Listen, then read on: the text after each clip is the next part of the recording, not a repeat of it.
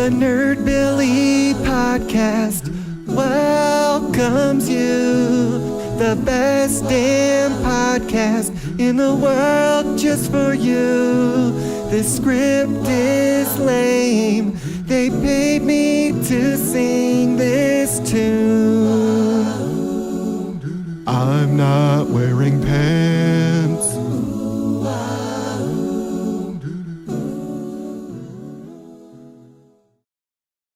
You are now listening to the Nerdbilly Podcast, featuring two of the sexiest nerds alive, the dreamy Ed Webb and the adorable Phillip Duncan. All right, boys, get in there and thrash around a bit. Alrighty, this hangout is now on the air and live. Whew, only 30 minutes wasted yet again from shitty equipment. Yay! Oh, it's your bandwidth, my friend. Well, let's jump right into it. My name is Ed. I'm with the Nerdbilly Podcast, and this is episode 5. This is our Halloween special. I'm going to introduce our co-host, Phillip Duncan, the author, and he's going to introduce some other guests we have tonight. Hello! So we have with us Kristofer UpJohn, who is currently writing a nonfiction book about monsters in cinema. That's right, isn't it, Chris? But it's called Horror is Art. It's about horror movies, and it's just kind of approaching horror movies as an art form. And then Chris also has is it a short story collection? Yes. He's got a short story collection called Fucked Up Fiction. And he also writes reviews for, what's the website, the horror one? Oh, it's well, there's the Bloodshed, which is theblood-shed.com. I'm one of the writers there, and then I write for my own blog, which is Film Freak, phreak.tumblr.com, and that's Tumblr, Tumblr, because they want to be cute with the spelling. And then our other guest tonight is Miss J.H.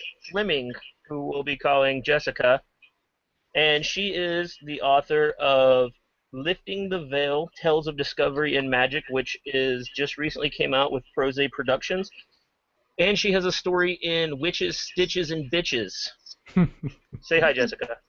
Hello. What else do you have out there? I've got another story called Moon's Breath. That's in a horror anthology called In the Bloodstream.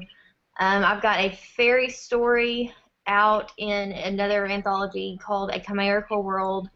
I've actually got another story out in a magazine published out of England. That story is called The Lady of the Fog. And then I've got a novel coming out with Prose in the spring, and then 2 more short stories with Prose. Wow. We could just do a whole podcast on the stuff you have coming out. Yeah.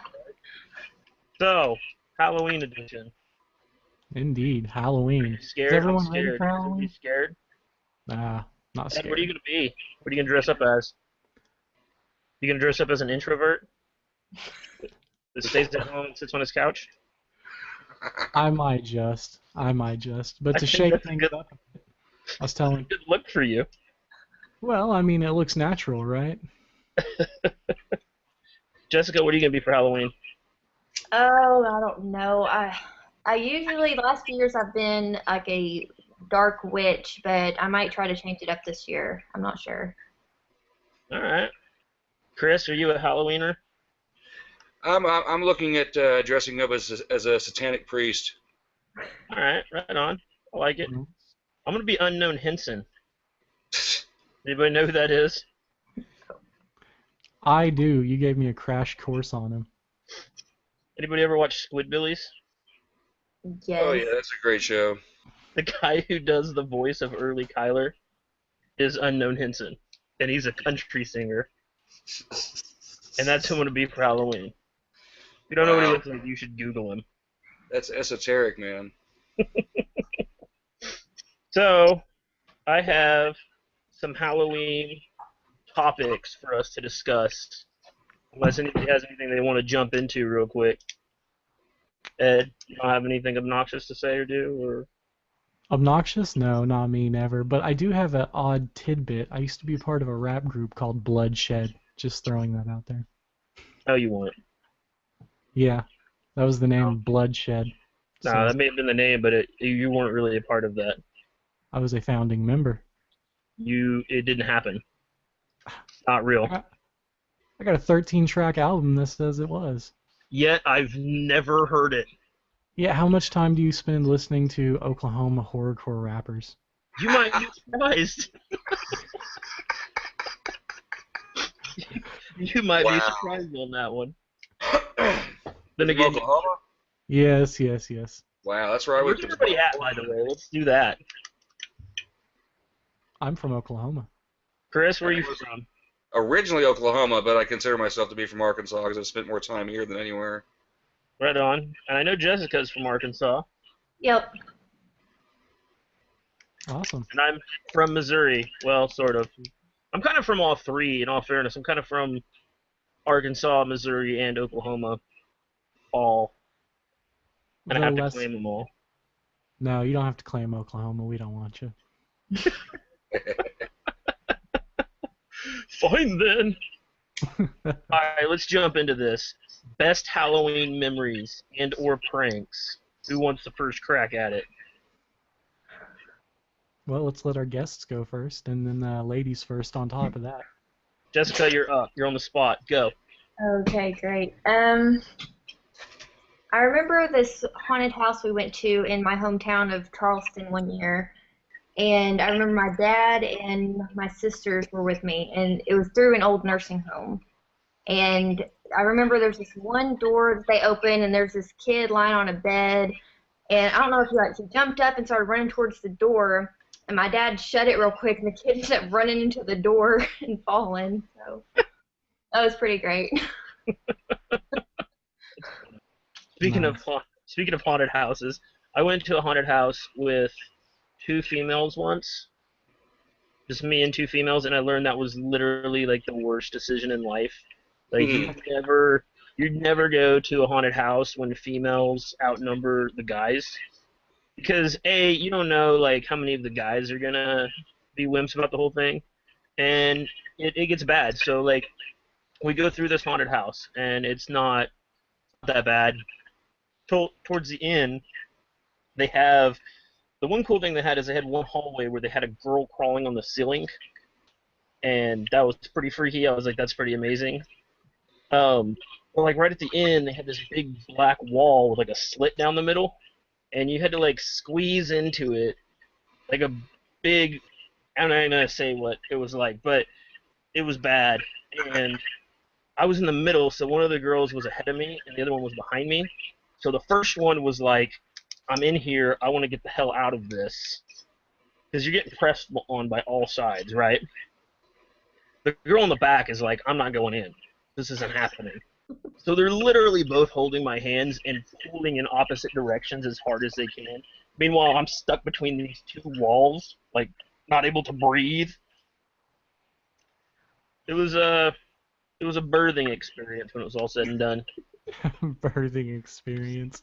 You know, it's you made the comment you should never go when women outnumber the men because you don't know if the men are going to be wimps about it, but if there's only 2 women and the women outnumber the men, that leaves just you. So are you the wimp about it? No. What I'm saying is you don't want that because you know the girls are going to be girly about it, and you don't want to get outnumbered and end up in that situation and die in a big black death closet thing that you're getting pulled through. Can I just jump in and say not all girls are going to be girly about it? Well, that's fair, but I'm saying odds are against you. Like, just go to haunted houses by yourself. That's probably the best thing you can do. I would never go to a haunted house. That sounds lonely and sad. Yeah, next thing you know, you'll be going to dinner by yourself and going to see a movie by yourself. It's just not. You don't want to get claimed with that guy. It's not talk shit about going to the movies by ourselves. Sometimes nobody else wants to see that fucking movie, you know? You mean it's not normal to have to go everywhere by yourself all the time? Unless you hate people. It's weird. When you hate people, it's easier just to stay home. Oh, yeah, unless you want to go watch a movie. Chris, you're bringing up things that just don't make sense to Ed. Does not compute. Leaving the house? What?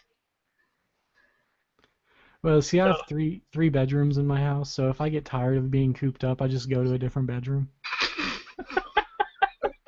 By the time I work my way back to the living room, I'm good. All right, Chris, give us a good Halloween memory? Oh man, I remember a friend and I decided to set up a way to scare every kid that came to the door. And what we did is we took like a big coat with a hood and gloves and a hockey mask, and then we just stuffed newspaper in the sleeves and everywhere to cover skin. And then, we would take turns doing that. One person would sit on a stool and just look like a dummy, like literally just like a life-size decoration. The other person would answer the door, and then while the other person's doing the trick-or-treat shit, the person that was dressed up as the dummy would suddenly spring to life and scare the bejesus out of whoever was there waiting for candy. The best thing that happened is when it was my turn, and I leapt off the stool to, strike some fear into a small child, and I scared the mom instead.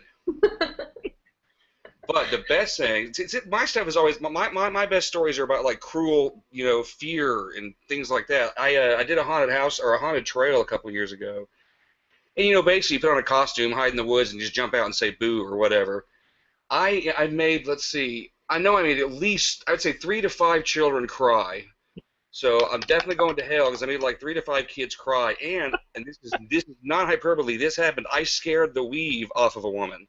Oh my god. Like, she took off, and the weave stayed behind.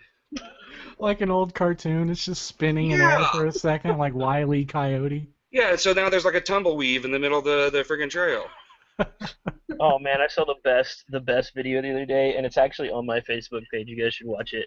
It's a dog dressed up in a freaking spider suit.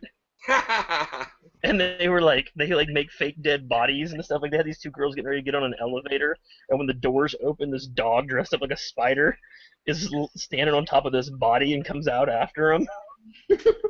Oh, I don't really do spiders very well, so I'd probably crap myself. My wife would not be pleased. Sorry. No, I'm sorry. I was listening to the Ectoplasm podcast today, and they were talking about this thing. He's a ghost hunter, so he was in this barn, and he was talking about this thing they call a cricket spider. So I had to look it up. No, thank you. Nope. What? A cricket spider? Yeah. Those things are horrible looking. They look like giant fleas. Yeah. Ugh. It's like a cricket gave it to a spider, or a spider gave it to a cricket. Either way, it was a brave bug. Yeah. It's a bad thing. The wiki for it says they're harmless, but that doesn't change anything. Yeah, that has no impact whatsoever on the sheer instinctive visceral fear. It kind of looks like, if you've ever seen Starship Troopers, the movie, the arachnids. Ugh. It does, kind of. Yeah. I remember how horrified I was the first time I saw one of those motherfuckers. Mm. So are they like are they here in the United States, or are they like a foreign bug? Oh yeah, No, this guy was in Kansas. It's all over the world, but this guy was in Kansas when he seen one. It's called a cricket. What kind of spider? Spider cricket spider. Cricket There's spider, like a fancy Latin name that starts with an R and goes on for like 36 syllables, but I couldn't tell you that. Literally, I'm just getting pictures of crickets. Wow. Your Google sucks. Apparently. I'm still looking though. All right. I'm scrolling right now. So, I have one good Halloween memory to share. So I remember I was in the 3rd grade, right? And I was actually living in Montrose, Colorado. And I went to school for Halloween, and everybody was in costumes except for this one poor kid who was like always poor, wore like the same clothes every day type of thing, And he didn't have a costume, and it was really awkward and kind of sad, Like, even as a 3rd grader, I was just kind of like, this is kind of messed up. So my teacher sent like a few of us to the bathroom to get all of the freaking toilet paper, and we just covered this kid head to toe in toilet paper from the bathroom and turned him into a mummy. Well, that's very noble of you. Wow, crickets. I say one nice thing on the podcast, I get crickets. Because violence and cruelty is far more entertaining. It really is. No news is good news. Stick to being an asshole, Phil. It's what you do best. Thanks for pointing out that this kid was poor. You think he hasn't had to struggle with that? All in Might all, be rich now. Who knows? well, that's not always the case. I can name 35 people that I went to school with that were super poor growing up, and they're still pretty much super poor. Do you remember that kid who smelled really Yes, bad? I wasn't gonna say his name, but And this AJ fucker used to bring sprayed him Febreze to class and spray him. No, it wasn't Febreze. It was Lysol. Oh, Oh, wow. it was awkward for everyone. So much anger. Oh, You're trying to pass it off as being nice to this kid, but you're wrapping him up in toilet paper. It kind of sounds like you're being a real dick, like this is some horrible prank. Here you go. Here's your costume. You're a mummy. At least he wasn't Raggedy Andy. anybody got any really terrible Halloween memories? Well, no. No, I went to a couple of haunted houses when I was younger, like in the 3rd grade, 5th grade, I think, actually, to be specific. Up in Edmond, and there's this really good haunted house that they put on, and I went to it like 3 times that night, and each time was different, so each time was really scary, but it wasn't horrible. No. I once beat a kid up for his candy. We didn't ask about bad Halloweens that you inflicted on other people. Well, I mean, it was bad. I hurt my hand. Oh. A kid shouldn't have fucked up your fist with his damn face, is what he shouldn't have done. Well, he had buck teeth, so the fucker left an imprint. Bastard. Just a little prick. Well, it's dog-eat-dog world. Yeah, it is. It is. It is. I'm reading a book about that right now called Might is Right by Ragnar Redbeard. That sounds like a Viking name. It's a pseudonym. Some people think it was Jack London. Huh. Yeah. That's cool. Like the Richard Bachman, Stephen King thing. Yeah. Well, because this guy's basically the whole book. He's ranting about how religious morality is basically a fabrication, and that the truth of things is that might is right, that the strong prevail. Very very aggressive Darwinian stuff. And it's also an inspiration for Anton LaVey when he wrote the Satanic Bible. That's wild. Yep. Well, fits into the Halloween episode. Oh, yeah. Jessica, you still there? You're awfully quiet. I'm still here. I Like used what? to have a satanic roommate, and it was pretty horrible. Was he one of those douchebag wannabe Satanists that has no clue what it's really supposed to be about and things? Was he like that kind of thing? Look, this guy was a wannabe everything. Everything he said was a made-up story. He was the kind of guy that just sat at home and then made up stories that he expected people to believe. And Wow. it just was not a good experience. But when I opened up his door one day and seen that there was like this little fake altar with animal bones and shit, I was like, this is just Really? as good work out. I think you're gonna have to go now. What a dick.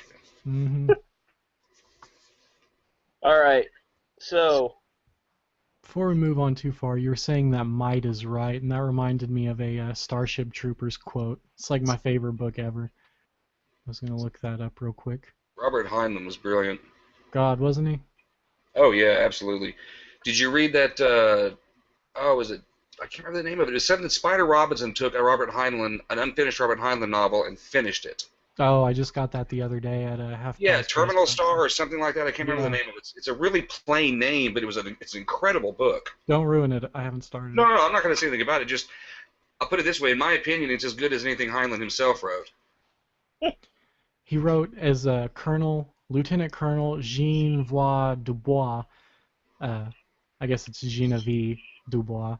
Morals, all correct moral laws derive from the instinct to survive. Moral behavior is survival. Behavior above all individual levels.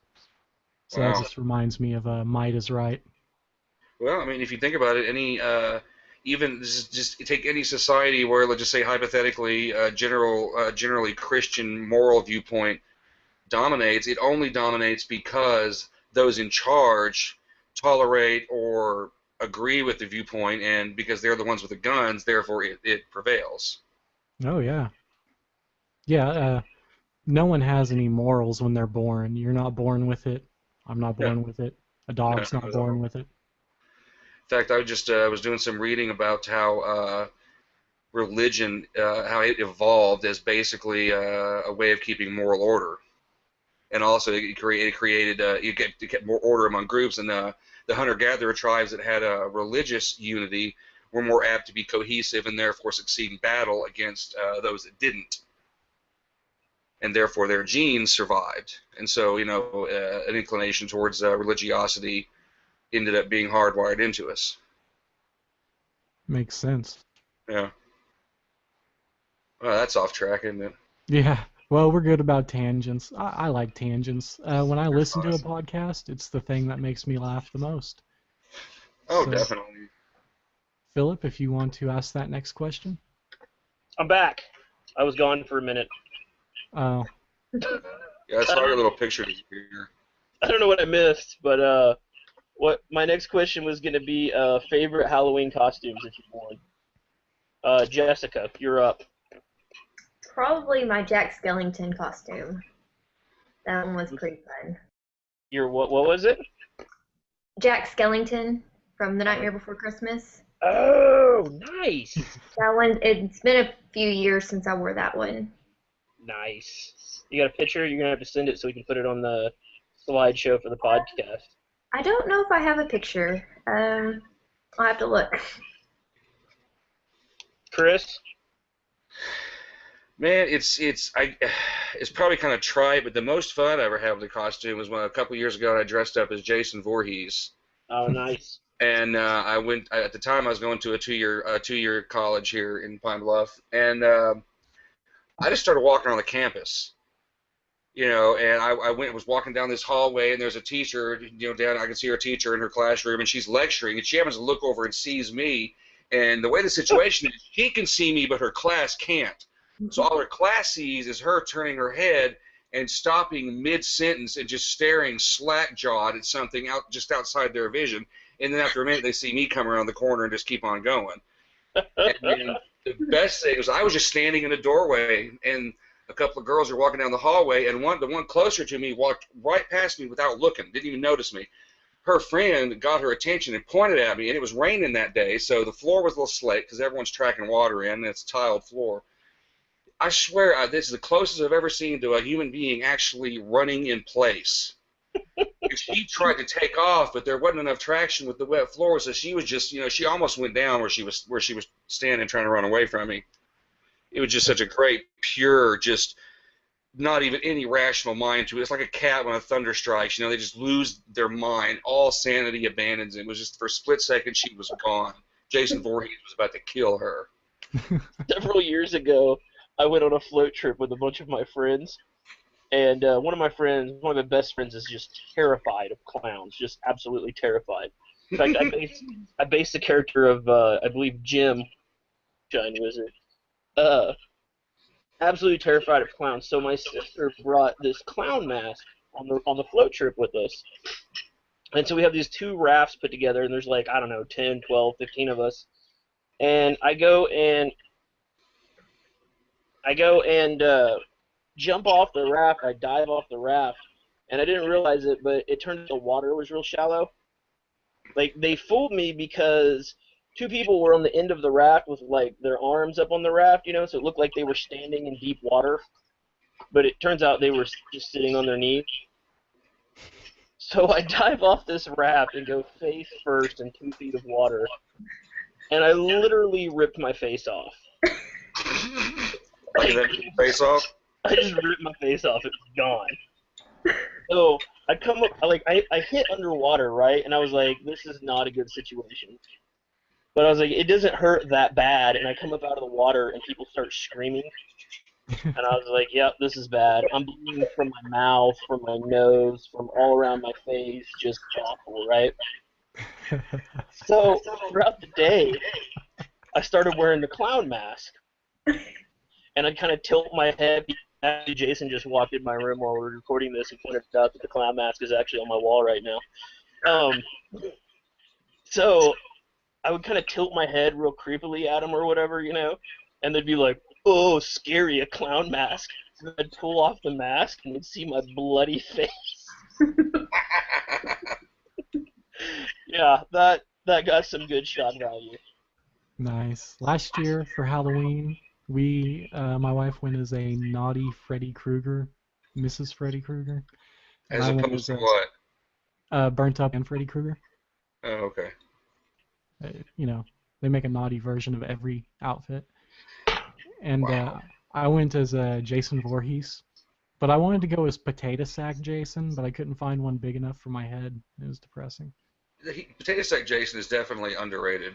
Oh, yeah. Well, no one would recognize him. You couldn't walk down the street and people would, on average, wouldn't be like, "Oh my God, it's Jason Voorhees." They'd be like, "Wow, look at you, man who came from the city that's scared of sundown."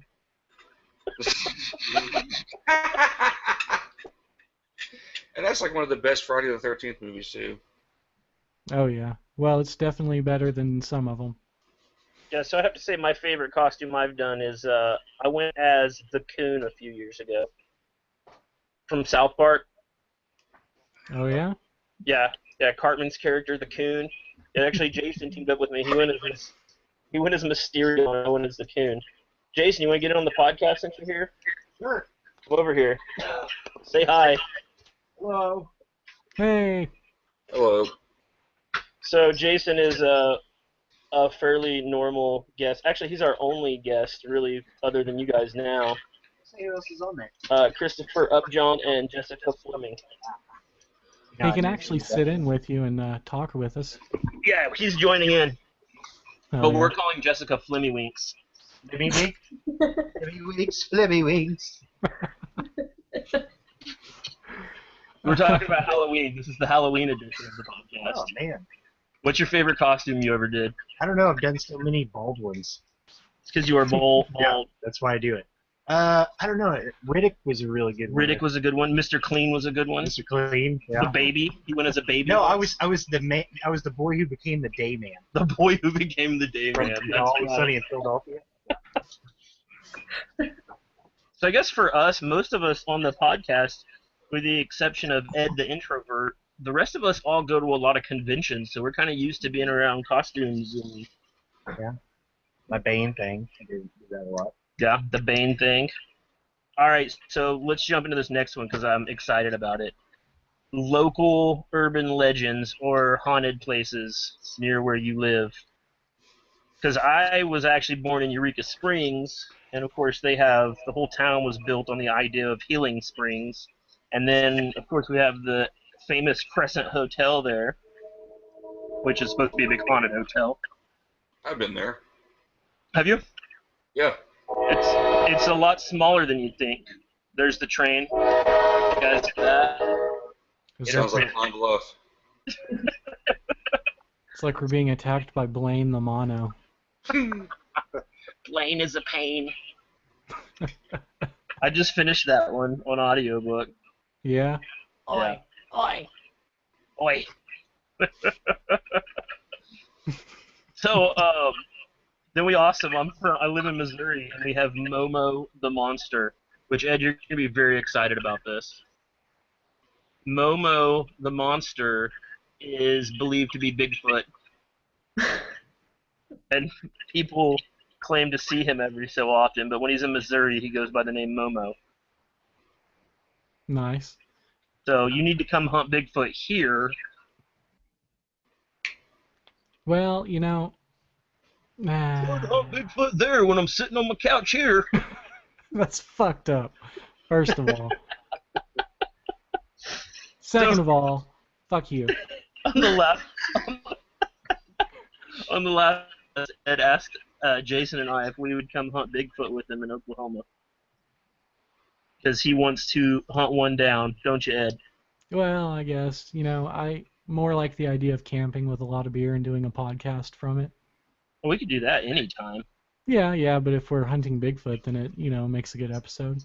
as a theme. I want to do a podcast from floating the river, like being in my kayak, casting my pod. Well, that'd be hilarious. We could just wrap all the equipment up in, hefty bags? Yeah. Yeah, because that's worked so well in the past. Good history of knowledge. I want to do it at a convention, too. I just haven't worked out the logistics of that yet. All So, right. urban legends, what do you guys got? So locals. Jessica, you?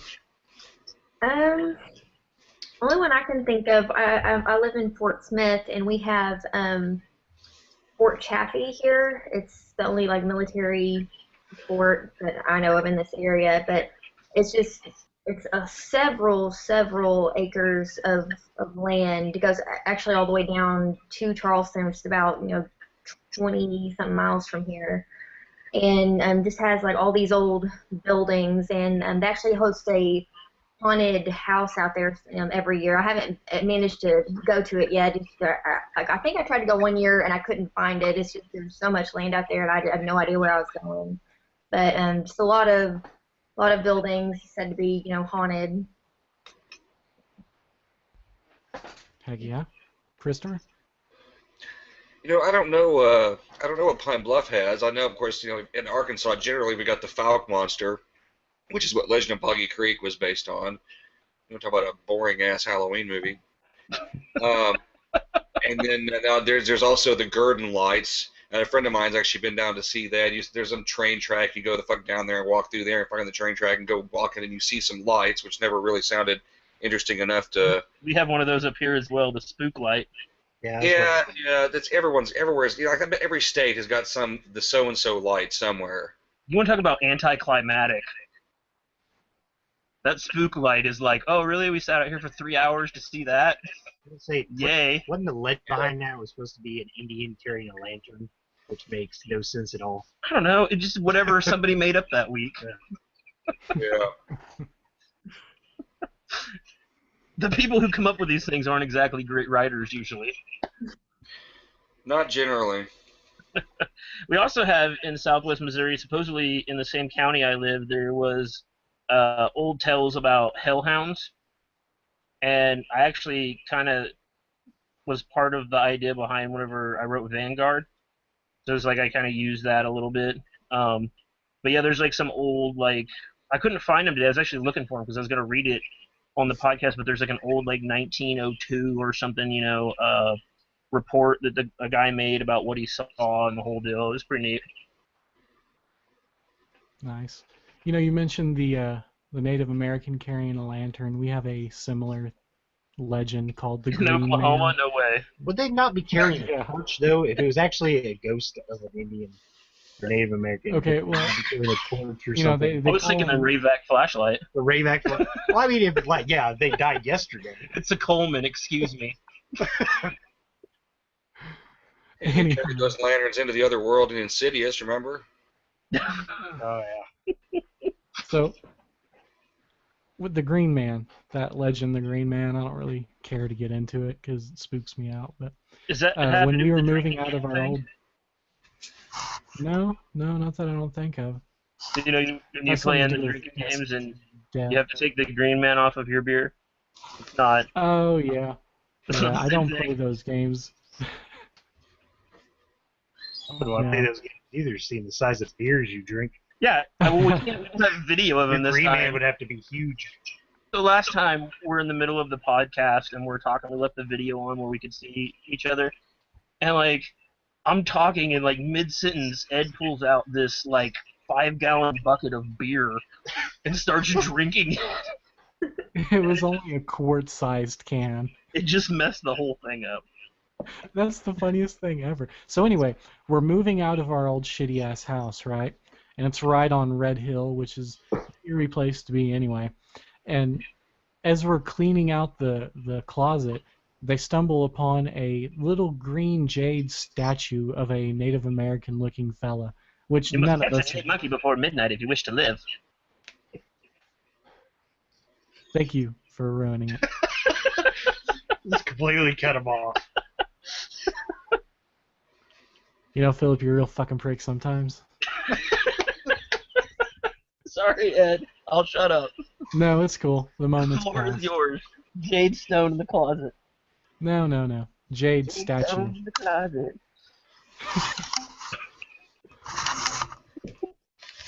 But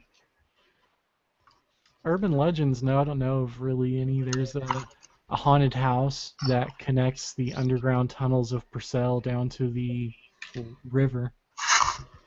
Well, the ghosts of it was like part of the Underground Railroad because it was, part of a tunnel leading through town and out into a river. So the dead souls of all these slaves still supposedly haunt it and shit. Is it still there? I'd like to see it. That sounds cool. It's right next to Bill's pawn shop, that yellow pawn shop that was just down the street from where you used to live. The one we used to always walk to and buy CDs. Yes. To buy used compact disc. Yeah. Yeah, it was on Main Street, and when you used to live next to the Vidya store. The Vidya store, where they still sold Sega Genesis games for $1. No, I bought every fucking one of those. I still have hundreds of them. Same with the SNES and 64 and PlayStation eventually. That's funny. I cleaned up with that place. Alright, so next topic. I know you guys are ready for this one, Ed and Chris at least. Favorite scary movies, go. Actually, let Jessica go first because you two probably won't shut up once we get started on this. Favorite is one I like or one that scares me the most? One that scares you the most first, and then the one you like the most after that. Scares me the most, and I don't know why, but The Ring. Something about Tamara with her hair in her face, and just I can't do it. I actually went to the Castle in Muskogee recently for their Halloween thing, and one of their events there turned a corner, and there she was crawling out of the well at me, and I could not get out of that room fast enough. I can't do it. Well, that is a creepy image. That haunts me too. Favorite, this one I wouldn't really say it's scary, but it is kind of the Halloween theme. It's the Sleepy Hollow with Johnny Depp. Oh yeah. I really love that movie. Yeah, it's a good one. Tim Burton's awesome. And then Nightmare Before Christmas, of course. Oh yeah. Tim Burton is awesome. Mm-hmm. Chris, yours? Man, I have to give you a short list. I can't just pick one single favorite horror movie. A lot of mine are found footage. I love Crow's Nest. I love both of the VHS movies, and I can't wait for the third one to come out.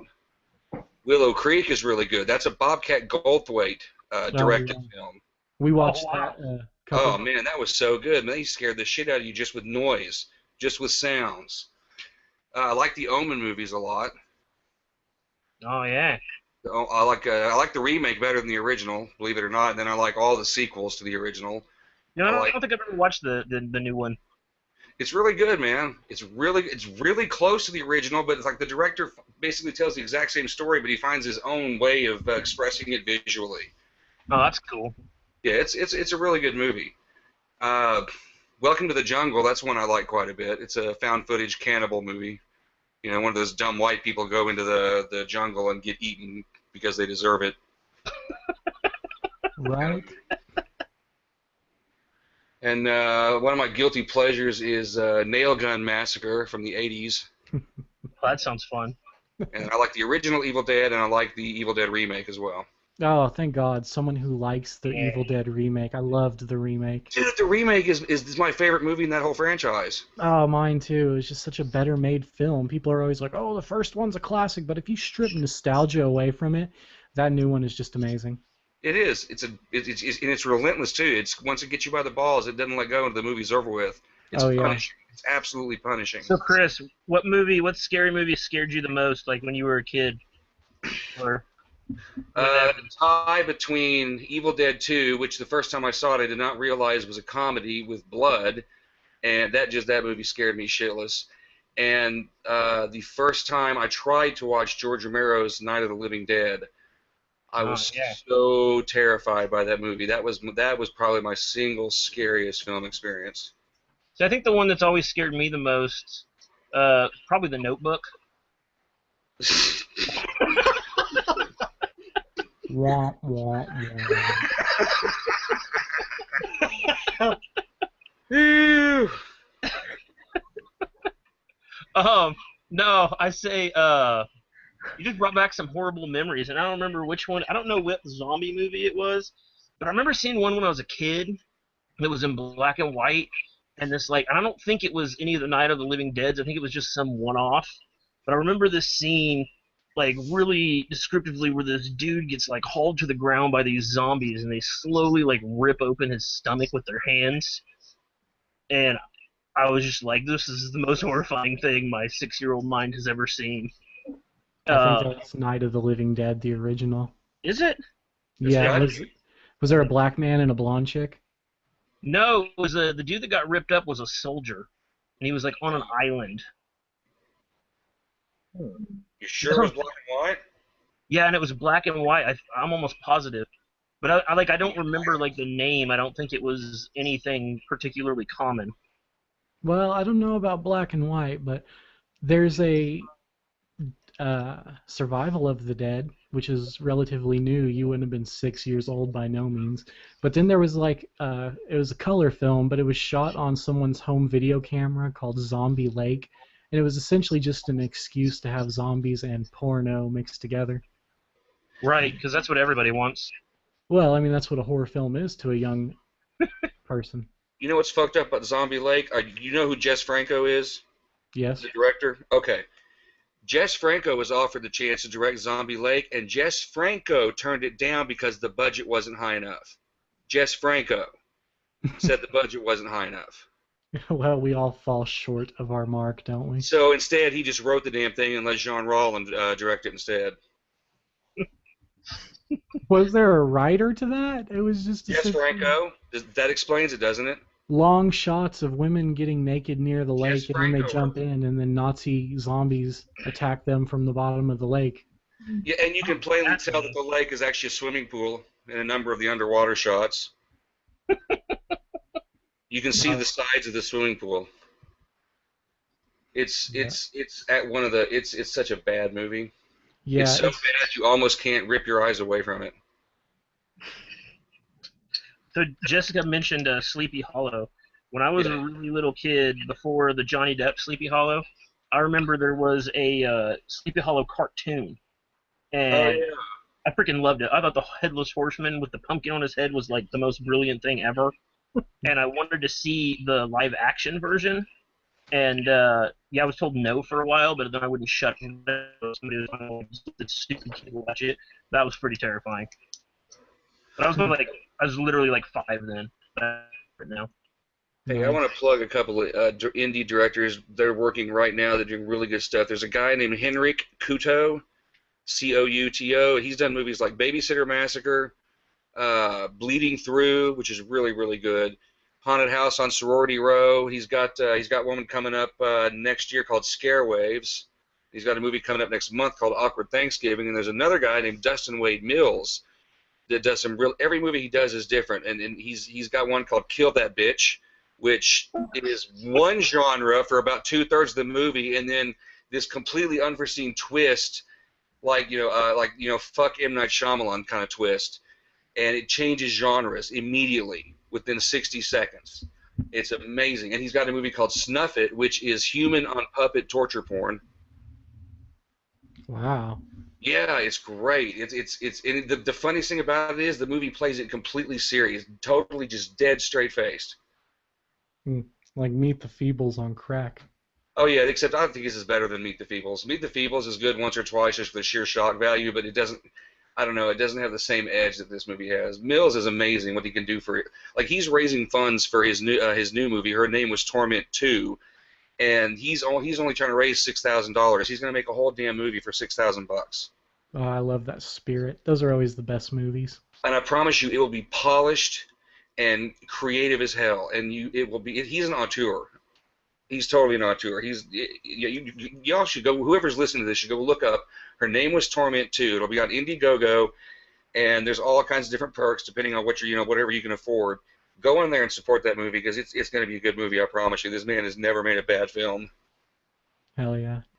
I think probably my favorite horror movie would be favorite, man, that's a hard one to pick, quite honestly. There's a You lot have of to do a list. You can't just isolate one. really...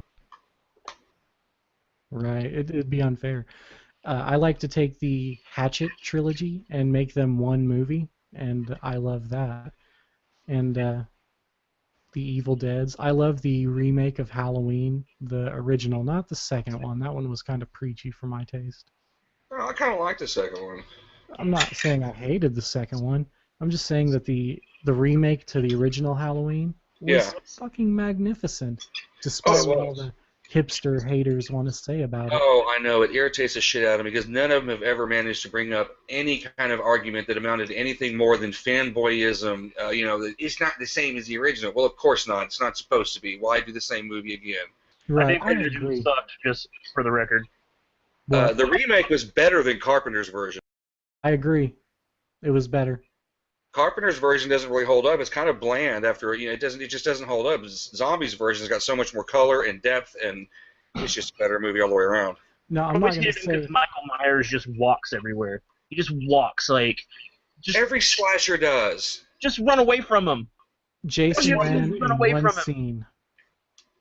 That's why the movie Behind the Mask, Leslie Vernon, Behind the Mask or whatever it was, that fake documentary where they followed a slasher around.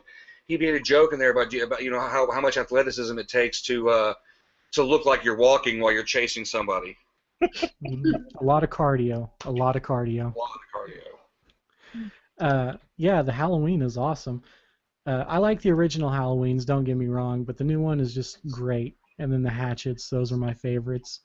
The Evil Dead, that's my favorite, even though it's not technically scary. It doesn't leave me thinking like, ooh, I better not look in the mirror or anything like that. No, it's just tormentuous, Right. The first horror movie I ever seen, I was in kindergarten, and my brother was at his dad's for the weekend, and my dad was on the road, so my mom rented Poltergeist and was like, here, watch this. And it was amazing. Oh, man. My wife is a little older than... Sorry, go on, dude. Oh, I was just going to say Poltergeist was amazing. I loved Poltergeist. Caroline! And I also loved... my favorite thing is probably the Twilight Zone. God, I love the Twilight Zone. Yes. Jason, is Jason with you? Jason is here. Jason, what's your favorite / first or most horrifying scary movie? My favorite would probably be actually I just watched it the other night, Stephen King's It. Oh, yeah. And probably scariest... Event Horizon. No. That's probably mine. There was this movie I watched whenever I was a kid. It really freaked me out. It's probably not even scary now, but you guys remember Night of the Scarecrow? Yes. That sounds familiar. There was that slow, retarded guy, Bubba, and they think they hurt some girl, but he didn't, and all these guys. Oh, yes! Hides in the Scarecrow, and they end up shooting him to death because they find him hidden in the Scarecrow. No, I don't guess I have seen that. That sounds awesome. He comes back to get revenge on him. It's just a bloody mess. Can I go with Tucker and Dale as my favorite? That's a good movie. Yeah, Night of the Scarecrow is retard revenge from the grave, man. Even better than Trick or Treat.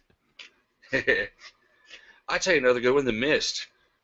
Yeah, The Mist is good. Oh, the ending of it is, I'm not going to say a word, the ending is one of the most incredible endings I've ever seen. It just, man, I can't say anything about it. The ending's amazing.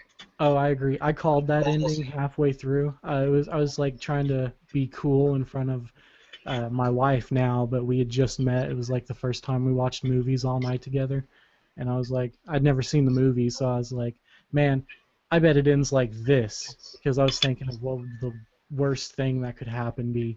Mm-hmm. So it made me look pretty cool. Well, and the novella didn't have an ending. Stephen King, and my wife and I figured that Stephen King does not know how to end books. He writes them great, end them to save his life. Oh, look, it's a giant spider. Well, fuck me, Let me tell you about shitty Stephen King endings, man. When I worked my way through the Dark Tower series and got to that ending... I've heard. She told me how it ended. It's excellent. Perfect the ending. Ouroboros thing, yeah. I like the Ouroboros concept, though. I just didn't like all the... That was just a big, long-winded vomiting thing. That was like Jackson Pollock with fucking diarrhea. Oh, man, I love the Dark Tower. I loved, I'm going to go spoiler alert here. I love how, there's so much build-up between Roland and the Crimson King, and then when you finally get to the Crimson King, he's like a pissed off dude, like standing on the tower throwing pumpkin bombs from Spider-Man at Roland. That was like the greatest thing ever. Say that again. It's like a really sick version of the Wizard Behind the Curtain. It is. I loved that because there was like there's no way you could have actually he could have made it as epic as it was gonna be in our minds, and he just went a totally different way. I agree, because when I first listened to the audiobook of it and I got to that point, because I had read the novels up to a point, and then I was like, you know what, I have this job where I just cruise around all night, I'm going to get it on audiobook. So I listened to the continuation of it on audiobook, and when it got to that part, all I could vision was the Snow Ice King from Adventure Time, but wearing red. Wow. So, Chris, I'm sure have you read I Am Legend? In one sitting. Has anybody else read I Am Legend? Negative. No. It is yet to be well adapted to the screen, that's for sure. How much did they screw up the ending of that movie?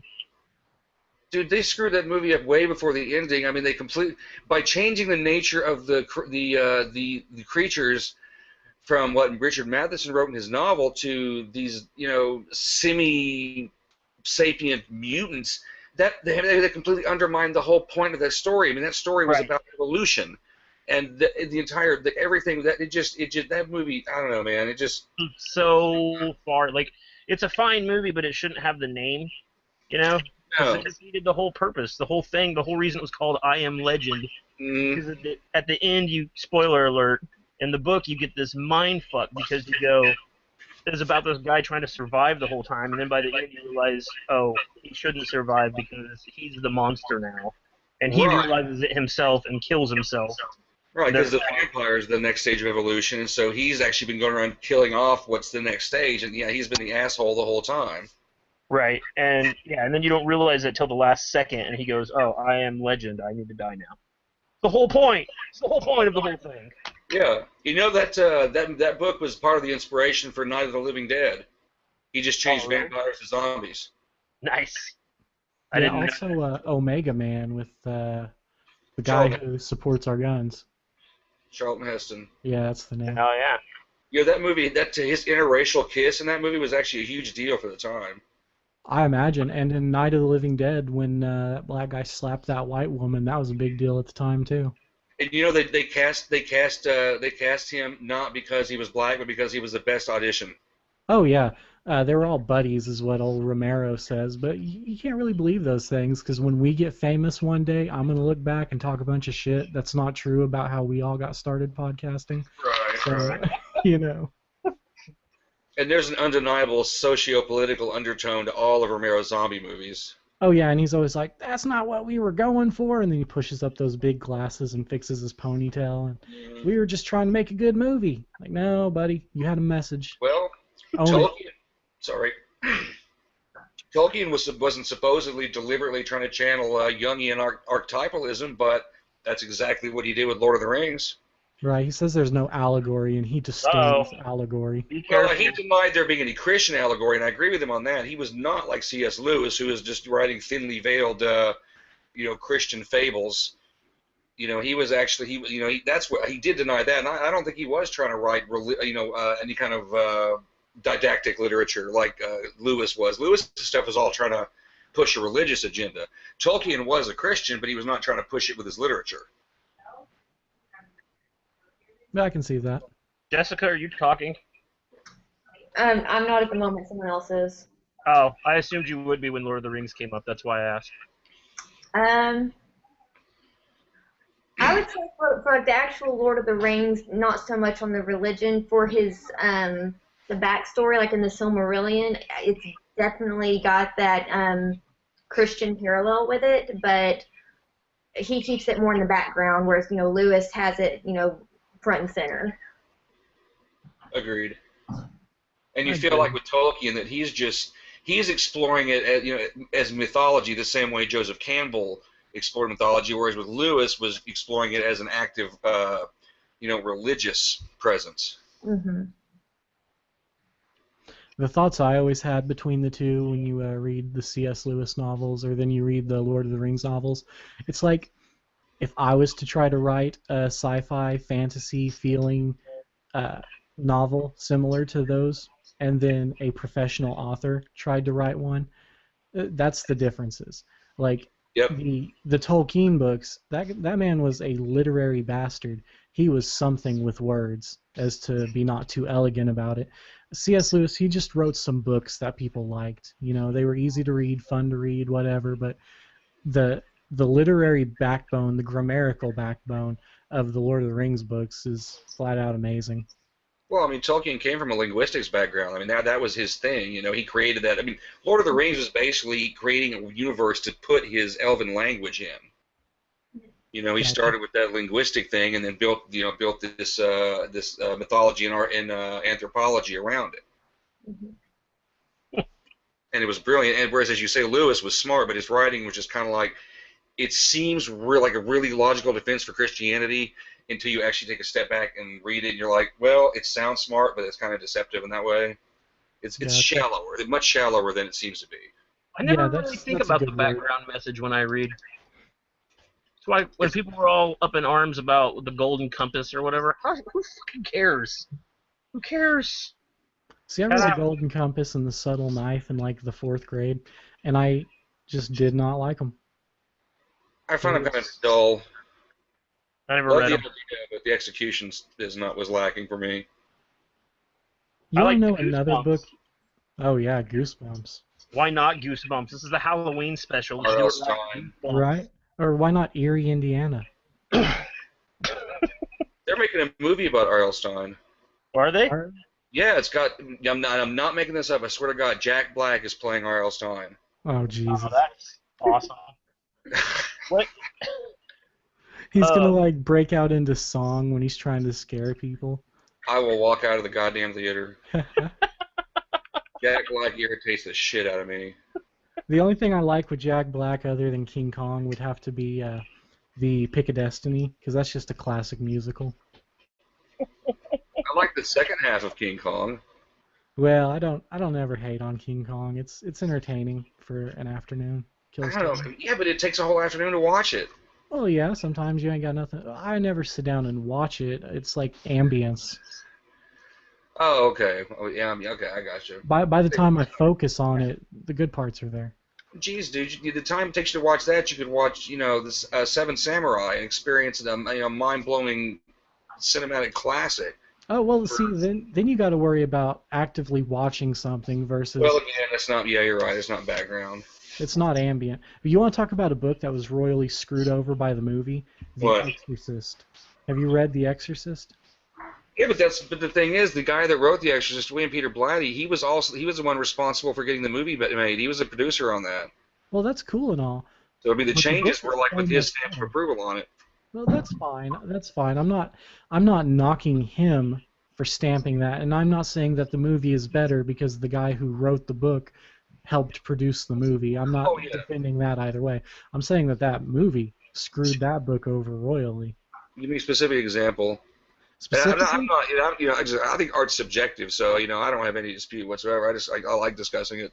Okay, no, I can get that. Specifically, when I tried to explain, I got my sister-in-law this book for Christmas last year, and she didn't want to read it. She still hasn't read it, but I tried to explain it to her as it's the journey of a single mother trying to cope with her daughter's mental disability, and that's the whole thing. It's like this deep story like that throughout the whole book. In the movie, it's pretty much, there's a Ouija board, there's a demon, and the end. Does that make sense? Yeah, it does. You actually get to experience the stress that the mother goes through. She's not just some uppity twat having dinner parties and Reagan peeing all over the place. There's more to it. And then it goes so much deeper, as all books do, with the Jesuits, with Father Karras. Yeah. Books have that luxury. And they, it's like in the movie, they know. From the moment it starts happening, they know. There's no question. They're not like, I wonder what's going on here. It's just like, oh, she's crazy. Oh, it's a demon. In the book, it's like, oh, well, we're going to send her to this specialist, and she's going to have to go through this test, and she's going to have to go through this, and then the mother's life gets torn into shambles, and she loses her chance to direct a movie, and all this other crazy stuff that happens in it. So it was just such a full experience, and far creepier in the long run when you, especially if you listen to the audiobook, because Peter Blatty, William Peter Blatty, whatever. He narrates it, and he's got a creepy voice as it is. So when you're listening to that, it just makes the hairs on the back of your neck stand up, as opposed to just being revolted by the green sputum coming out of that little guy's mouth. Well, I won't argue whether or not the book's better, because I mean, typically the book is better. But as far as all the stuff you're saying that you didn't see in the movie, when I watch the movie, I get all of that out of the subtext of it. I see all that. I don't see Ellen Burstyn as just a pissed off uppity uppy. I see her as a struggling mother just losing her shit, and the relationship between her and Linda Blair is the chemistry between the two of them is really good. And and I also see that all this stuff that's going on with the horror and the disgust. I mean, it's a movie, so it has to express itself cinematically. So it uses physical shock as a way to express other things that are in the subtext. If you're looking for that's a great thing about an intelligent, a really intelligent, artful film, is that the real story is what's going on underneath the surface. And the whole thing with the masturbating with the crucifix, I mean, that could be symbolic of puberty and adolescent turmoil, which all that typically is when mental illness sets in. When you're talking about mental illness has a genetic component. So yeah, this is a great example of the subjectivity of art. You see the movie and you don't see any of that depth. I watch the movie and I'm reading between the lines the whole way and seeing all kinds of subtext in it. Are you coming from a standpoint of reading the book first and then seeing the movie, or did you see the movie and then read the book? I don't honestly remember because it's been so long since I read the book. Man, I was a teenager when I read that book. I'm probably colored to the whole experience because I have burned my... Whoa! That is a creepy looking mask. I am probably colored to the experience because I burned myself out on the movie long before I ever read the book. So when I did read the book, it was like an eye-opening experience. So I probably have a colored opinion on the whole thing. Well, and which one you encounter first often does, carry a great deal of weight on, which version you prefer. I mean, there are some movies that I probably like better than other people because I didn't see the book it was based on. There's other movies I've read the book, and so, you supposed to see the movie and it just doesn't quite hold up. There are probably some people that like Hitchhiker's Guide to the Galaxy, but I watched that movie. I didn't even finish it. I was so pissed off by what a shitty, defiling, and it's horrible that I say that because I'm always defending saying art is completely subjective, but I just hated what they did to the book. I can agree with that. I can agree with that because I love the Hitchhiker's Guide, all of the books. Really? I have that old-paged omnibus, and I fucking loved it. I happened to read that before the movie came out, so I was really fortunate in that. And the only thing I really had problem with movie-wise is the start to the finish of it. And see how you feel about the Exorcist movie. That's how I feel about that Hitchhiker's Guide movie. Like that whole opening scene with Arthur Dent walking around his house while the bulldozer is going on outside. It's just so much funnier. Yeah, it's just Douglas Adams is funny sometimes just by the way he phrases something, just the way he puts words together. Just hit you right in the giggle box, I've laughed out loud at his shit more than once, and I love the way he finally wrapped up the series at the end of Mostly Harmless. It's just like, you know what? 5 books in, you read all 5 books, you're at the end, fuck you. This right. Is how man, that was great. Oh, I thought it was awesome, dude. That was just like, oh my god, dude, you did a Stephen King ending on purpose. Word. Yeah, the sandwich maker. I thought that was brilliant. Oh man, I've been reading Douglas Adams since I was in junior high school, man. He was a huge influence on me. Does anyone else have anything to say about the Hitchhiker's Guide? Jessica, Phillip, Jason? I've not read them. Love the movie though. I thought it was awesome. The movie's awesome. My favorite thing in the whole series was the tie-in from book 1 to book 3 with the flower pot. Yeah. And the reincarnation. Oh, it cracked me up so bad when I got to that part. Every single time I read that series, I laughed out loud at that. Agrajag.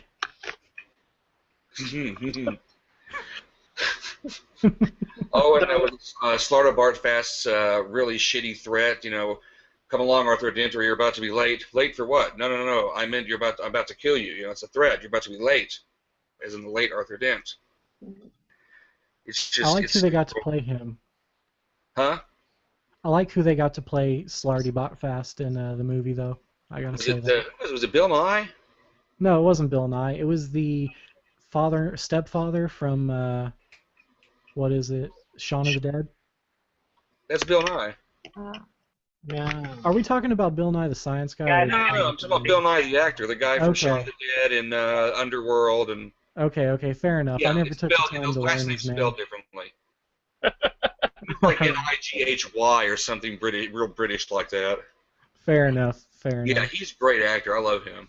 And Martin Freeman made a really good Arthur Dent, I thought. I can't think of anyone that would have made it better, I should say. No, he was perfect casting. They fucked up bad on Zaphod Beeblebrox, though. Agreed. I can forgive Ford Prefect, but the Zaphod Trillian, Zooey Deschanel, that was a good casting, I thought. Yeah, Except she's a blonde in the book, isn't she? I believe so, yeah. And at the end of the movie, they hook up. And spoiler alert, in the books, they don't hook up at no point. I really need to read those. It was heartbreaking. You know what? I'm not going to put down the book I'm reading now. I mean, it's not like one of the people who's on the podcast that's whose book I'm currently reading, so I guess I could just put that down. Come on, it's not that long. Maybe you shouldn't be reading while we're trying to record a podcast. That's a good point. Actually, so before we started today, I put out a bunch of things on Facebook to get some suggestions for what to talk about. And one guy had a really good one, and he's actually sent me an article. So I'm just gonna start reading this, and you guys can enjoy this tidbit of urban legendary. Awesome. Actually, I don't know where I'm gonna jump in at now that I say it. Feet first always works. Come on, man, you're fucking up. All right, start from the beginning. A storm raged outside the 100-year-old farmhouse in New York State's Hudson Valley. Lightning flashes filled the bedroom, followed seconds later by booming thunder, dragging 10-year-old Dave Barcelo from sleep. As a boy lay in bed on the first floor, his parents and sister asleep upstairs, he realized in terror there was something outside his window. With the wind there came this other sound, he said. It made goosebumps race all over my body. It was an ungodly howling, a wailing that couldn't have come from human lips. No animal I knew could wail like that. This noise from what Barcelo called the howler drove him out of bed, sending him down the hall to his grandmother's bedroom. He climbed in bed next to her. "What is that, Grandma?" he asked. His grandmother said the noise was just wind. I knew it wasn't the wind, he said, and I knew she knew it wasn't the wind. The wailing came around the house closer to him. Grandma put an arm around me and held me tight. The howling was right outside our window now, just a few feet from us. I buried my face in her shoulder. The sound finally died when the storm and Barcelo dropped into sleep. When he woke, sunlight streaming through the window, his grandmother was gone. He found her outside with a mop and bucket cleaning the front porch. I could see what my grandmother was cleaning, he said. There were muddy footprints all over the floor. The muddy footprints were small, like those of a toddler. They were little tiny footprints, he said. I got goosebumps again. I asked Grandma what made the footprints. She didn't answer, and she kept cleaning. Something about Indians. We're skipping that. I never did ask my grandmother about the howler again. I think part of me was afraid to know what really was outside the window that night. Legends of little people dance at the periphery of societies around the world. Elves, gnomes, goblins, trolls, Ibu, Gogo, some other words I can't pronounce. Some of these entities are said to help humans. Others kidnap, rob, and devour. Dr. Scott A. Mailer, professor with the University of Wisconsin-Madison, teaches Scandinavian mythology and said there's a rich history of little people in Scandinavia. The tome, small, white, bearded, pointed hat gnomes lived around farmhouses and were troublesome, often tying cows' tails together as if they were angry. Yeah, that's right. I'm reading an article about people who believe that there are actually gnomes. Nice. Yeah. There are gnomes. My ex-girlfriend was a gnome, dude. She was an evil, little, horrible cunt of a gnome. Bitch, you hobbit. Tell me you hobbit, huh? Price line negotiator. That one's sure to home because I did the Moonshine with a story about the gnomes that came to life and attacked people. Let's see. I'm getting really, really bad echo off you, Phillip. Oh. So it's kind of hard to focus on what you're saying. Echo. Maybe he's going for some dub. All right. I believe gnomes. I buy into that. Yeah. But I buy into just about. If you can thank it, it can happen. I like that motto. You want to know what kind of family I grew up in? When I was really young, not even in school yet, not even in kindergarten yet, my grandfather used to let us camp out in his front yard. And one night he told the story of the Wolf Man. And it was the first time we had heard it. And he'd also mixed in the red hook on the teenager's car with the scratching and the killing and whatnot. So for him to mix those together and tell them to us as children, really creepy. And then we camped out in the front yard. And then at probably 2 in the morning, he dressed up as the Wolf Man, started attacking our tent. Then he ripped the tent open and grabbed us, growling and dragging us out into the yard and fucking with us. It was, That's funny. When I was... Oh, sorry, go ahead. So I believe in stuff like that because it's scarred in me. So when I was a kid, I had a little Ghostbusters Halloween costume. And my grandfather convinced me that there was a ghost in his museum, and he wanted me to take care of it, and I freaked out because I was like, I'm not a real Ghostbuster! Why are you taking me where this ghost is? Turns out there wasn't a ghost, but surprise.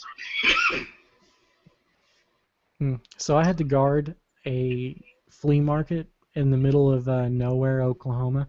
And I know that's crazy to think about, middle of nowhere, Oklahoma. How could it get any nowhere more than Oklahoma itself? But this is just this little shitty-ass town 100 miles away from where I live. And it's a real haunted flea market, first of all. It's haunted. There's no way around it. Well, one night I was doing patrols around the perimeter of the building, and there was this rhythmic drumming coming from the cemetery that is just across the street from where this flea market is, and the flea market was up on a hill, so I could see all these shadowy figures moving around in the cemetery. I was just like, nope, I didn't see this. I'm going back inside. Watch TV the rest of the night. And that's why you don't drop acid when you're at work. That's why I've never dropped acid at all. I don't want to see that stuff. I'm not a fan of hallucinating. I was going to say, this is a man who learns from horror movies. Horror movies are all cautionary tales about how curious people get fucked up. Oh, yeah. No, you heard that? You didn't hear that. Don't go investigate. Exactly. What was that strange noise that shouldn't be here and therefore might possibly be a threat? I'm going to go find out even though I'm unarmed and have no idea what I might be dealing with. You know what? Fuck you. Darwin says you deserve to die. Like that new commercial where they're like, let's hide behind the chainsaws. Oh, man. Yeah, that's why I don't do horror movies that much. I get bored because it's usually just stupid people. But you know what I saw recently I did really like? Actually, Jason made me watch it. That M. Night Shyamalan Ding Dong movie, Devil. I haven't watched that yet. I keep meaning He only to. produced it, though. He didn't direct it. Oh, he didn't? No, he just produced it. But it is good. Damn good, though. Holy crap. Yeah. Well, I like funny movies when that are- elevators whenever you say that too. Yeah, it's not funny what happened. So, we're at FinCon a month ago, right? And we get on the elevator, and it kind of acts up for a second, and Jason goes, Devil. And then the elevator proceeds to take us. We're on the first floor. We're going to the second floor. The elevator then skips the second floor, takes us up to the fourth floor, then turns around and takes us to the second. Actually, it took us back to the first floor, and we had to hit the Now, button at some again. point to in go to the there, second. it just stopped. Yeah, it just stopped for a few seconds. We weren't going anywhere. Dude, fuck you, don't say that. That's great. That's awesome. So, have any of you guys ever used a Ouija board? Not have not. successfully. No. A long time ago whenever I was a kid, but I don't even think we were doing it right. Is there a way to do it wrong? I don't know. I don't know either. Well, Anytime you use a Ouija board, it's wrong. Let me tell you. Penn and Teller used to have a TV show called Bullshit, and it was kind of it was in the spirit of Houdini of debunking shit. They got Love some it. people together who believed, or they got some people together. They blindfolded them and got them all set up to do the Ouija board. But unbeknownst to these people, they turned the Ouija board around. Where everything was reversed of where it should have been, and yet everyone was moving the platen to where they would expect the things to be, where they thought yes should be, or where they thought no should be, even though the board was turned around. So it's interesting. We'll non-scientific psychology experiment. That's cool, but It was amazing. you'd have to do a lot more experiments for it to be credible. You can't just do one set of people. Oh, and be right, like, I know. That's why I say non-scientific. You know, you have to have a minimum of 30 for it to really be 30 participants or 30 test subject or 30 runs, depending on the experiment, for it to be meaningful statistically. So They hammered this shit into me. one of my favorite things that came off of my Facebook ask today. I don't know how to talk. I use words. Hi, my name's Phil, and my favorite color is clear. Opinion pool. One of the best suggestions that I got off of Facebook today was that we should talk about was worst ways to die. So I want to go last. Jessica, you're up. Can you skip me for a minute? You have to think about it. Yeah. You don't know how you want to die, because I already know what mine's going to be. You want me to go first? The Notebook. Just watching it. You're going to get miles out of that, aren't you? Killing me. He says, "Call me a bird," and you croak. Is that what happens? That horse is dead. No lines from that. Why do you know That movie. lines? I've seen it. Of course, Jason would know lines from the Notebook. Yeah, I've seen it. Ed, worst way to die. I do not want to burn to death. That would suck. But I also do... Hot. Okay, if you ever see me outside of my house and I'm dead, that's the worst possible way I could have died. Well, we all know that's not going to happen.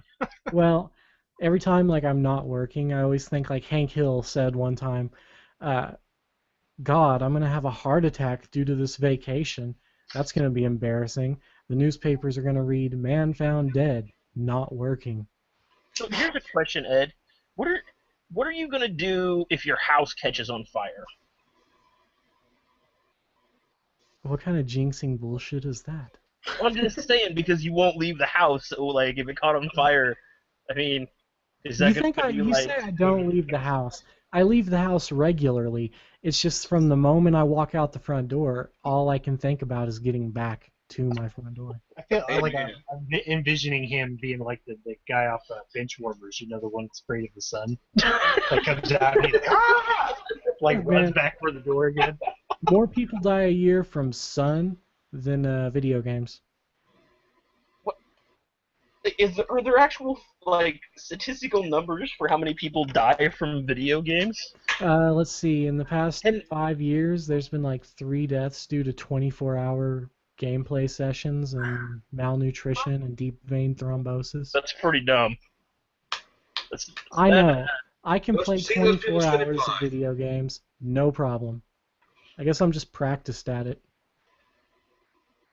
Wow. So, does anybody have a worst way to die? I don't think we've come up with one yet. Burning to death would suck. I would hate to burn to Oh, yeah, death you because do it would burning just to be death. damn uncomfortable. I don't want to drown in marshmallows. Be impaled and die slowly. I think that's called diabetes. Whoever. Jason, did you hear Jason? No. Jason said it again. Be impaled and then slowly bleed out. Crucifixion. Oh, yeah, that'd be a good That'd one. be bad. And by good, I meant bad. Obviously. Yeah, that's a good one. I have to try that sometime. I think that cut into a million pieces with nail clippers would be pretty terrible. God. That's Or- morbid. Come up with something like that. Paper cut to death. That would suck. Workshop. I don't know, the hours you have to put into that. I don't want to be eaten by anything. I don't want to get kidnapped and locked in someone's basement. You know, like, that would be terrible. To starve to death until he eats me, cuts me up piece by piece. Ugh. Girl next door. I was thinking more like a lion. Like, I don't want to get eaten by a lion. Oh, that'd be epic, man. You could go to the afterlife, like, yeah, Good story. I would have kicked that lion's ass. Do you think the afterlife's like prison where you need a good story for why you're there? Go sit over there and eat your after-death pudding. The first day you're in heaven, you beat up the biggest motherfucker there, and then everyone leaves you alone after that. Thought I was gonna get eaten by a lion one time. Really? When my dog first showed up at my house. Oh, yeah, you It was thought it was a dark. lion? Yeah. That's not almost eaten by a lion. I thought it was a lion, and I was sitting there thinking to myself, I'm the only motherfucker in Oklahoma that's gonna get ate by a lion. That's the kind of luck I have. It wasn't a lion, it was just a giant cow. So you mentioned a good story for being in prison.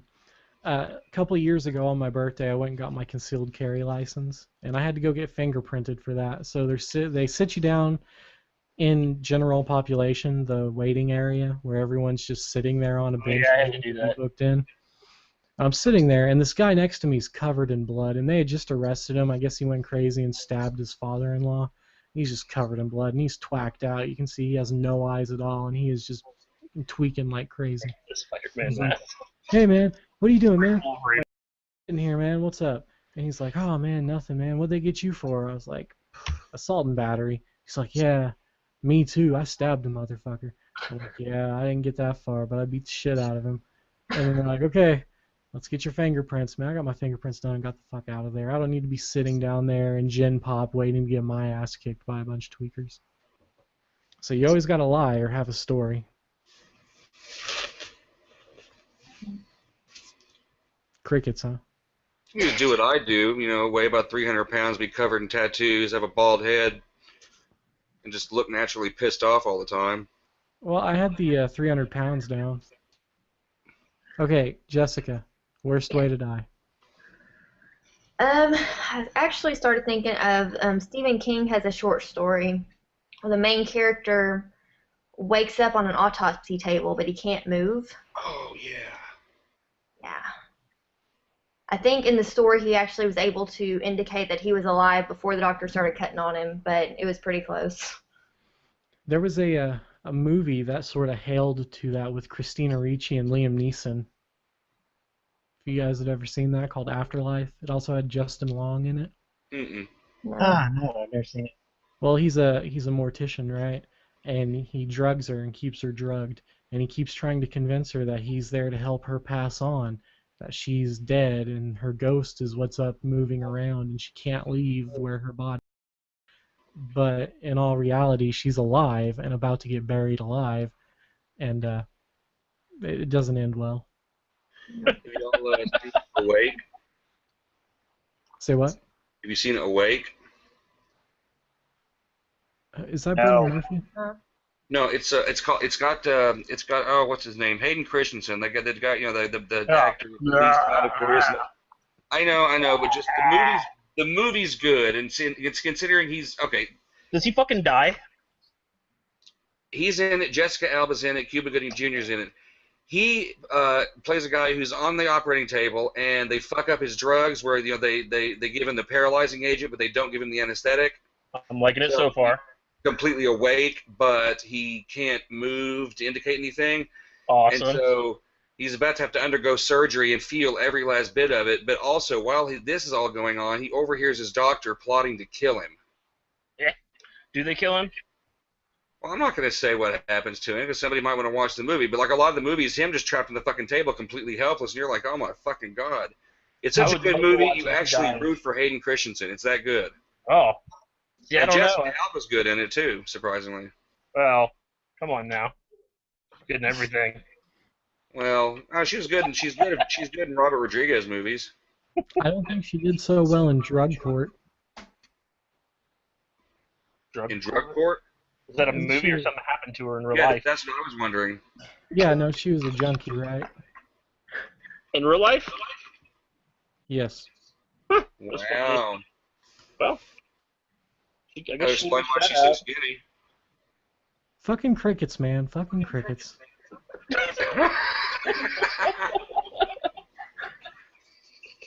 Spider crickets and shit. All right. Well, this has been awesome. Is there anything else we need to touch on before we start wrapping up? No, I think I'm good. I mean, I still had some topics, but it's been a long time, so we should probably call this the end. I don't suppose you have a poo crime for us, do you? I'm not going to shoot my proverbial wad in the next several episodes. I'm going to spread those out. All right.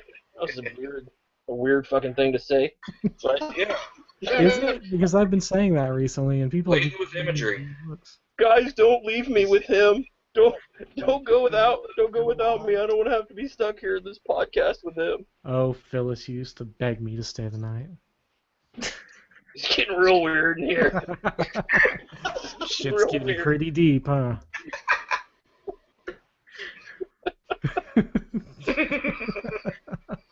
I don't even know what to say anymore. I guess good night. Before we go, Kristofer, how did you feel about the remake of Nightmare on Elm Street? I thought it was fucking awesome. Fucking sweet. I like you. Feel free to add me on Facebook. All right, I will, man. And you too, Jessica, if you want. Okay. You've been really quiet tonight. I was gonna wait. It's been fun listening to you guys. Yeah, and you too if you want. I figured that'd be funny. Oh, you planned it that way? You weren't actually trying to be a dick. You just planned it that way? Listen, I've never once tried to be a dick, baby. This is all natural. This is generations of dickdom in my family line. Wow, and you say I'm the arrogant one. Buddy, I've never once said I am not arrogant. I'm so fucking arrogant. You look up arrogant in the dictionary, you'll see lazy also, because I'm so damn arrogant and so damn lazy. They just see each other in the dictionary. Yeah. There's a lot of build-up for a weird conclusion to your joke there, guy. They generally are. If you wouldn't have pointed it out, the people who are lesser learned listening to the podcast would have laughed at it. It's okay to be arrogant as long as you got something to back it up. What pisses me off is people that are arrogant without any goddamn good reason to be. I got a good reason. Well, yeah, I'm not talking about you. I'm talking about assholes that, these haughty motherfuckers, and it's just like, you're such a fucking mundane, normal, banal piece of shit, and yet you're so cocky. Buddy, I am the baddest ass, mundane, boring, banal piece of shit there is. You don't really strike me as a mundane. Oh, I am. No, and I'm not really that arrogant. Well, I'm not that big of a dick, I should say. Pretty arrogant. I'm a badass. I'm not gonna hold I'm a dick when I have to be a dick. I actually actively seek out opportunities to justifiably be an asshole. Like, I have that, wish a motherfucker would thing going on. I wish a motherfucker would. I had one of those the other day. There was a traffic accident up ahead of me, right? And I couldn't see it right away, but I was in the left lane, and all the cars were trying to get over to the right. And so once the cars in front of me moved over to the right lane, I could see that, like, half of the lane in front of me was taken up by the accident, so I was trying to get over as well, And all the vehicles came to stop. There was a stoplight ahead where the accident happened. And so I waited for a minute to try to get my chance to merge over, and the next car back was going to let me over. But I couldn't go yet. I was just kind of stuck in limbo there until they started moving. I look up, and there's an old guy down at the end of the road with a vest on who's waving traffic. And he's, like, waving at me, like, all pissed off and, like, hardcore waving for me to drive down there, And I'm instantly like, no, that's not going to happen. But he keeps going, and I'm like, fuck. So I drive down there, and I get all the way to the end where the accident's happening. And he comes up to my car, and I roll down the window, and he goes, oh, there's an accident up here. You're going to have to wait a few minutes to be able to go until we move all this out, or you're going to have to try to merge. Like, are you fucking kidding me? What did you think I was just doing? I was going to merge. There was a nice vehicle. They were going to let me in. But no, now I'm stuck here with you. It went on for a little bit. Motherfucker would. Don't you hate the vicious little pricks like that? You all the way down there just to tell you, hey, by the way, you have to be in that lane. Yeah, you should have seen everyone laughing at me. And they were probably all like, look at that dick. Look at that dick, think he's going to sneak ahead. He's just going to get up ahead of the line. The truth is, nobody probably paid attention to you. You're just, No, I'm usually the guy in the line going, look at that dick. I'm usually the one so that's like, pissed. this fucker right here can't fucking wait for nobody. Got to run up there and be a dick. My Jerry Springer comes out when people start acting like that, driving down the curb to get ahead of traffic. Let me tell you a story. We had last year. I don't have television and I don't listen to the radio, so the news is something I get the next day on Yahoo. Other than that, I don't know anything about current events. It's not my problem. Well, one day I'm driving to work, and I work about 60 miles away from where I live. So I got a good commute. About halfway through, this guy comes tear-assing down the road, right? Just flies past us. And then about a mile later, traffic grinds to a stop. And I'm like, this motherfucker drove all like a dumbass, got up there, got in a wreck, and now the whole fucking, I'm just going off because I think this guy is responsible for us being in a wreck or being in a stop, a gridlock. No, there was a tornado that came through more and destroyed everything, and I felt like a jackass for all the mean things I said. So you really got to be careful with that is the point of the story. You know what the end of my story is? The end of my story is that the car who was originally going to let me merge was like, fuck that dude now, and didn't let me merge. And then finally, I got an opportunity over to the right lane, and then the vehicle that had been in the accident was up on the trailer, and they just pulled out right then. All right. Well, guys, it's been a very successful episode, if I do say so myself. If you guys want to plug your websites again, go right ahead. Well, I've got two. One of them is The Bloodshed. It's theblood-shed.com. The other one is filmfreak.tumblr.com, with freak spelled Phreak and Tumblr spelled Tumbler. Heck yeah. Thank you. My website is someplacetobeflying.com. Awesome. And Phillip's is philipdreyerduncan.com, and you can also find us on the Nerdbilly Podcast fan page. Goodbye.